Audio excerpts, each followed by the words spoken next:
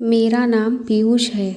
आज से कुछ वक्त पहले मैं एक प्राइवेट कंपनी में नौकरी करके अपना घर चला रहा था।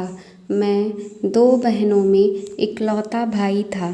मेरी दोनों बहनों की ज़िम्मेदारी मेरे ऊपर ही थी, जिनकी शादी मुझे करनी थी। बीतते वक्त के साथ मेरी यह परेशानी बढ़ती ही जा रही थी। मैं इसी सोच में डूबा रहता था कि मैं अपने घर का खर्चा कैसे चलाऊं और कैसे अपनी बहनों की अच्छे से शादी करूं।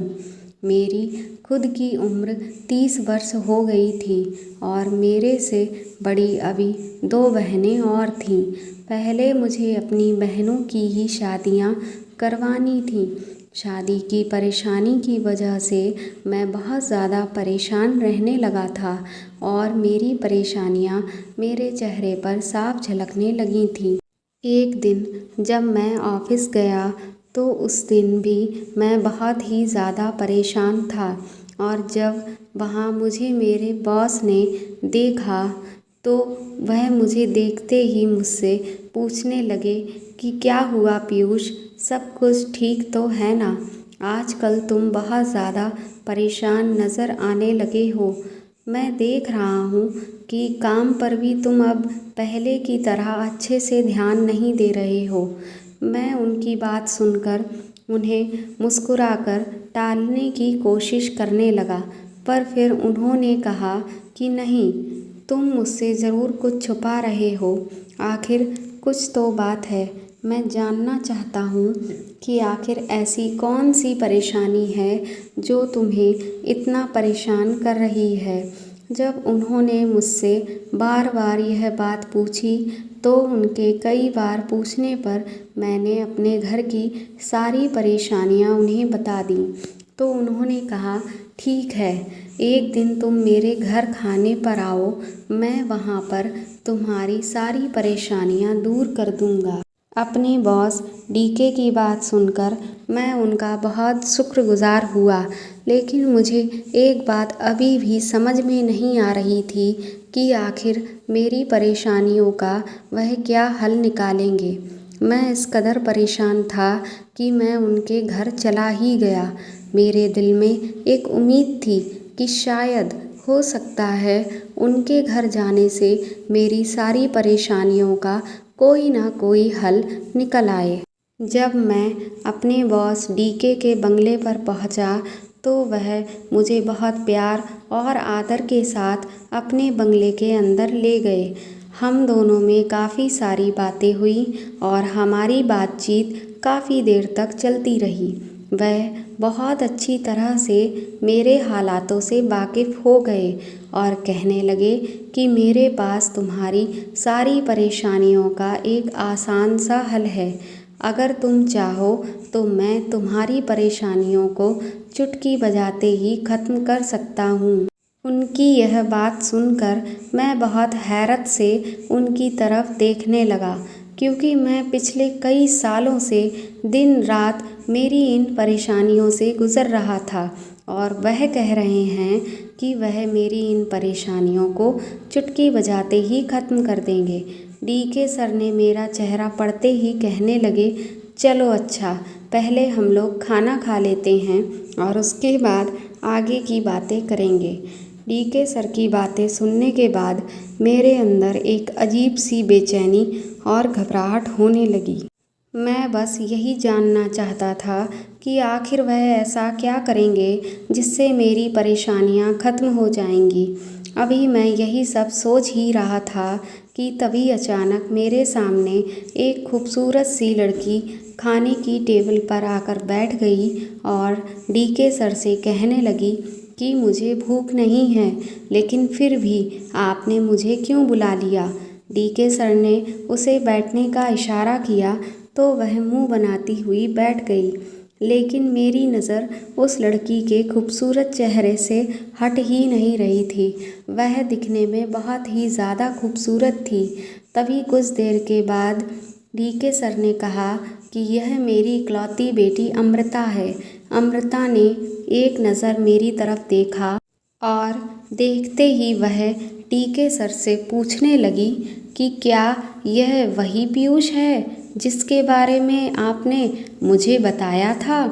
उसके मुंह से अपना नाम सुनते ही मैं बहुत हैरान हो गया कि इसको मेरा नाम कैसे पता है। डीके सर ने अमृता से कहा, हाँ यह वही पीयूष है। डीके सर के मुंह से मेरा नाम सुनते ही उसने एक गहरी नज़र मुझ पर डाली और बोली, ठीक है, मुझे कोई ऐतराज़ नहीं है।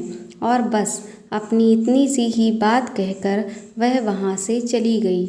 खाना खाने के बाद डीके सर ने मेरे कंधे पर हाथ रखते हुए कहा, पीयूष, मैं अमृता के लिए एक अच्छा और खूबसूरत लड़का ढूंढ रहा था और मुझे नहीं लगता कि तुमसे अच्छा लड़का मुझे कहीं भी मिलेगा। तुम दिखने में भी खूबसूरत हो और एक बहुत अच्छे इंसान भी हो और इसीलिए मैं तुम्हें अपना दामाद बनाना चाहता हूँ और इसके बदले में मैं तुम्हारी सारी परेशानियाँ ख़त्म कर दूँगा। डीके सर के मुंह से यह सारी बातें सुनते ही मेरे तो जैसे होश ही उड़ गए। मैंने अपने सपने में भी नहीं सोचा था कि वह मुझ जैसे एक गरीब लड़के को अपना दामाद बनाने की बात कर सकते हैं। वह कहने लगे कि तुम्हारी बहनों की शादी का पूरा खर्चा भी मैं ही उठाऊंगा। अमृता मेरी इकलौती बेटी है और मैं चाहता हूँ कि तुम उससे शादी करके उसे बहुत खुश रखो। यह बात सुनने के बाद मुझे तो डीके सर की बातों पर यकीन ही नहीं हो रहा था। डीके सर से इस फैसले पर मैंने उनसे कुछ वक्त मांगा और यही कहकर मैं अपने घर को लौट आया। घर पर मेरी माँ और मेरी बहनें मेरा इंतज़ार कर रही थीं। उन्हें पता था कि मैं डीके सर के घर गया था। घर आते ही माँ ने मुझसे पूछा कि तुम्हारे सर ने तुम्हें क्यों बुलाया था। मैंने बिना कुछ सोचे समझे माँ और अपनी दोनों बहनों को सारी बात बता दी। माँ मेरी बात सुनते ही बहुत खुश हो गई और कहने लगी कि बेटा, इसमें सोचने वाली क्या बात है। उनकी बेटी अमृता दिखने में भी बहुत खूबसूरत है और बदले में वह हमारे घर की सारी परेशानियां भी दूर कर देंगे। मेरी बेटियों की अच्छी शादी भी करवा देंगे। अब बताओ कि और हमें क्या ही चाहिए। मुझे भी माँ की बातें सही लगीं। सारी रात सोचने के बाद मुझे भी यही लगा कि अमृता से शादी करने के बाद ही मेरी सारी परेशानियां दूर हो पाएंगी। और इस चीज़ में कोई बुराई भी तो नहीं थी। अमृता दिखने में भी बहुत खूबसूरत थी और मैं इस शादी से आखिर क्यों मना करता। अगले दिन मैं डीके सर को हाँ में जवाब देने के लिए ऑफिस पहुंच गया। मेरा जवाब सुनकर वह बहुत ही ज़्यादा खुश हो गए और अगले ही कुछ दिनों में उन्होंने मेरी और अमृता की शादी भी करवा दी और अपने घर में मुझे घर जमाई बनाकर भी रख लिया। मुझे अपनी शादी से ज़्यादा खुशी अपनी बहनों की शादी की हो रही थी, क्योंकि डीके सर ने मेरी बहनों की शादी की जिम्मेदारी जो ले रखी थी। पर शादी की पहली रात को ही मेरे साथ कुछ ऐसा अजीबोगरीब हुआ जिसे जानने के बाद तो मैं गहरे सदमे में ही आ गया था। शादी की पहली रात को अमृता ने मेरे साथ एक ऐसी शर्त रखी थी जो कोई भी मर्द वह शर्त मानने को तैयार ही नहीं होगा। उसने मुझसे कहा, अगर आप मेरी यह शर्तें नहीं मानेंगे तो मैं आपके साथ कोई भी रिश्ता नहीं रखूंगी।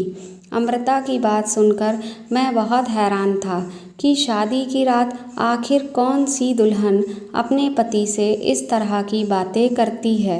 अमृता ने मेरे सामने ऐसी शर्त रखी थी जिसे मानना मेरे लिए लगभग नामुमकिन ही था।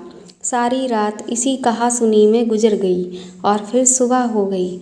सुबह खाने की टेबल पर बैठते ही डीके सर ने मुझसे पूछा कि सब खैरियत तो है।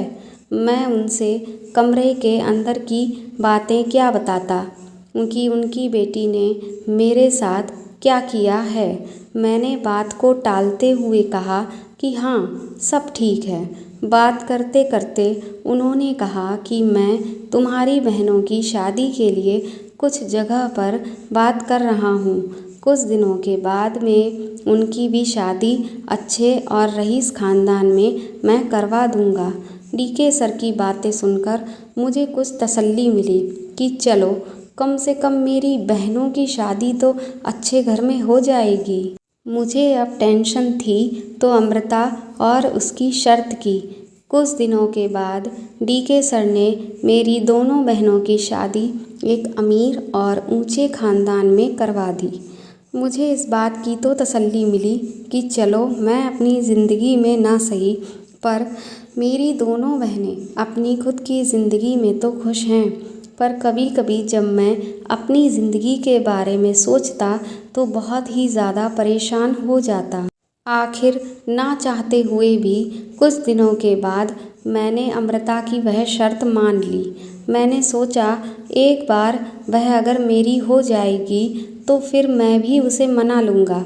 जब मैं अमृता को बताया कि मैंने उसकी शर्त मान ली है तो वह बहुत ज़्यादा खुश हो गई और वह रात मेरी ज़िंदगी की सबसे खूबसूरत रात बन गई।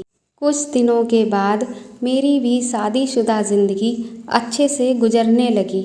मेरी ज़िंदगी में सब कुछ अच्छा हो गया था पर यह मेरी खुशी जो थी वह शायद कुछ दिनों की ही मेहमान थी और मुझे यह एहसास भी नहीं था कि मेरी ये खुशी मेरी ज़िंदगी में एक बहुत बड़ा तूफ़ान लेकर आने वाली है। शादी के कुछ दिन बीतने के बाद ही मुझे यह एहसास होने लगा कि अमृता की हरकतें कुछ ठीक नहीं हैं। मैं जब रात को सोने के लिए लेटता तो अमृता मुझे बहुत ही प्यार से एक गिलास दूध पिलाती। दूध पीते ही मुझे बहुत गहरी नींद आ जाती थी और हर सुबह जब मैं सोकर उठता तो मुझे यह एहसास होता कि अमृता पूरी रात मेरे साथ में थी ही नहीं। मेरे साथ में ऐसा होता हुआ देख मुझे यह महसूस होने लगा कि अमृता मुझे ज़रूर कुछ मुझसे ऐसा छुपा रही है जिससे मैं अभी पूरी तरह से बेखबर हूँ। मेरे कुछ दिन तो यूं ही गुजरते गए। एक बार मेरा एक छोटा सा एक्सीडेंट हो गया। उस एक्सीडेंट के बहाने से मैंने जानबूझकर अंधा होने का नाटक शुरू कर दिया। एक्सीडेंट के बाद ही मेरे दिमाग में यह विचार आया कि अगर मैं अमृता का वह राज जानना चाहता हूँ तो यही एक अच्छा तरीका है कि आखिर वह मुझसे क्या छुपा रही है। और फिर जो राज मेरे सामने आया उसे देखकर तो जैसे मेरे पैरों तले से ज़मीन ही खिसक गई। अमृता को जब पता चला कि मैं अंधा हो गया हूँ तो वह मुझे दूध में अब नींद की गोलियाँ मिलाकर नहीं देती थी और अब उसका दिया हुआ दूध पीने के बाद मुझे नींद भी नहीं आती थी। एक दिन जब वह मेरे लिए दूध लेकर आई और मैं दूध पीकर झूठा नाटक करने लगा सोने का तो उसे लगा कि मैं सो गया हूँ और अगर मैं जागता भी तो उसका भी क्या फ़ायदा। उसे तो यही लगता था कि मैं तो अंधा हो गया हूँ। वह मुझे दूध देने के बाद अच्छे से तैयार होकर कमरे से बाहर निकल गई। अमृता के कमरे से जाते ही मैं भी धीरे से दबे कदमों के साथ उसके पीछे पीछे चला गया। मैंने देखा कि वह डीके सर के कमरे में जा रही थी। मैं सकते में पड़ गया कि रात के इस वक्त आखिर वह अपने पिता के कमरे में क्यों जा रही है। डीके सर के कमरे में जाते ही उसने दरवाजे को बंद कर दिया। मुझे मजबूरी में आकर रोशनदान से देखना पड़ा, लेकिन जब मैं रोशनदान से कमरे के अंदर झांकने लगा तो कमरे के अंदर का नज़ारा देखकर तो मेरे होश ही उड़ गए, क्योंकि अमृता और डीके सर एक दूसरे से प्रेम भरी बातें कर रहे थे। भला कौन सा ऐसा बाप होगा जो अपनी ही बेटी से इस तरह की बातें करता है। कुछ देर के बाद वह दोनों बातें करते करते कुछ ऐसी बातें करने लगे जिसे सुनकर तो मैं बिल्कुल सदमे में ही आ गया था। डीके सर अमृता से उसकी शर्त के बारे में पूछ रहे थे, जो शर्त पहली रात को अमृता ने मेरे सामने रखी थी। इस बात का मुझे अंदाज़ा भी नहीं था कि डीके सर को भी उस शर्त के बारे में पता है। शादी की पहली रात को अमृता ने मेरे सामने जो शर्त रखी थी, वह शर्त यह थी कि अमृता जैसे ही प्रेग्नेंट होगी, मैं उसे तलाक देकर उसकी ज़िंदगी से बहुत दूर चला जाऊंगा। मैं उसकी यह शर्त मानना तो नहीं चाहता था, पर मजबूरी में आकर मैंने मान ली थी। मुझे लगा था कि जब वह मेरी हो जाएगी तो मैं प्यार से उसे मना लूँगा, लेकिन इस बात का तो मुझे बिल्कुल भी अंदाज़ा ही नहीं था कि उसके पिता भी उसकी इस शर्त में शामिल हैं। बहुत देर तक तो मैं उन दोनों की सारी बातें सुनता रहा। मुझे उन दोनों की बातें अब बर्दाश्त ही नहीं हो पा रही थीं और मैंने दरवाजे की कुंडी बजा दी। दरवाज़ा अमृता ने खोला। मुझे दरवाजे पर खड़ा देखकर अमृता हैरत से मुझे देखने लगी और मुझसे पूछा कि तुम आखिर यहाँ पर कर क्या रहे हो। मैंने कहा, मुझे सब कुछ पता चल गया है कि तुम बाप बेटी आपस में क्या खिचड़ी पका रहे हो। मैंने उसे सच बताते हुए कहा कि मैं अंधा नहीं हूँ और तुम्हारी हरकतें देखकर जानबूझकर मैंने अंधा होने का नाटक किया था। अभी मैं यही सब कह रहा था कि तभी पीछे से डीके सर आए और मुझसे कहने लगे कि चलो, अच्छा हुआ जो तुम्हें अब सच्चाई का पता चल गया है, और वैसे भी अब तुम्हें सच बताने का वक्त आ ही गया था, क्योंकि अमृता अब प्रेग्नेंट है। शर्त के मुताबिक अब तुम्हें अमृता को तलाक देना होगा। मैंने गुस्से में कहा कि मैं अब ऐसा कुछ भी नहीं करने वाला हूँ। मेरी इस बात पर डीके सर ने कहा कि अगर तुमने ऐसा नहीं किया तो मैं तुम्हारी दोनों बहनों की शादी को तुड़वा दूँगा, और एक सच और भी मैं अब तुम्हें बता देता हूँ कि अमृता मेरी बेटी नहीं बल्कि मेरी पत्नी है। मैं कभी भी बाप नहीं बन सकता था और अमृता किसी दूसरे के बच्चे को गोद लेना नहीं चाहती थी। उसे अपना खुद का ही बच्चा चाहिए था। इसीलिए हमने तुम्हारी मजबूरी का फ़ायदा उठाते हुए उसकी शादी तुमसे करवा दी। इसीलिए पहली रात को अमृता ने तुम्हारे सामने वह शर्त रखी थी कि जैसे ही वह प्रेग्नेंट होगी तुम उसे तलाक देकर उसे छोड़कर बहुत दूर चले जाओगे। डीके सर और अमृता का सच जानकर मुझे बहुत गहरा धक्का लगा था, पर मजबूरी में आकर मुझे अमृता को तलाक देना ही पड़ा, क्योंकि अगर मैं ऐसा नहीं करता तो डीके सर मेरी बहनों की ज़िंदगी बर्बाद करवा देते। अपनी बहनों की खातिर आखिर मुझे यह कुर्बानी देनी ही पड़ी। पर कहते हैं ना, जो दूसरों के साथ गलत करते हैं वह भी कभी भी खुश नहीं रह पाते हैं। डीके सर और अमृता के साथ भी कुछ ऐसा ही हुआ। अमृता की कोख से एक मरा हुआ बच्चा पैदा हुआ। अमृता और डीके सर ने मुझे धोखा तो दिया, पर वह लोग भी अपनी ज़िंदगी में खुश नहीं रह पाए हैं।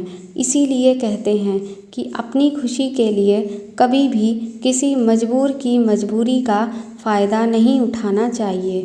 दोस्तों, आपको यह कहानी कैसी लगी हमें कमेंट करके ज़रूर बताएं, और अगर आप मेरे चैनल पर नए हैं तो मेरे चैनल को सब्सक्राइब करें और बेल आइकन दबा दें। साथ ही साथ इस कहानी को लाइक करें और ज़्यादा से ज़्यादा शेयर करें।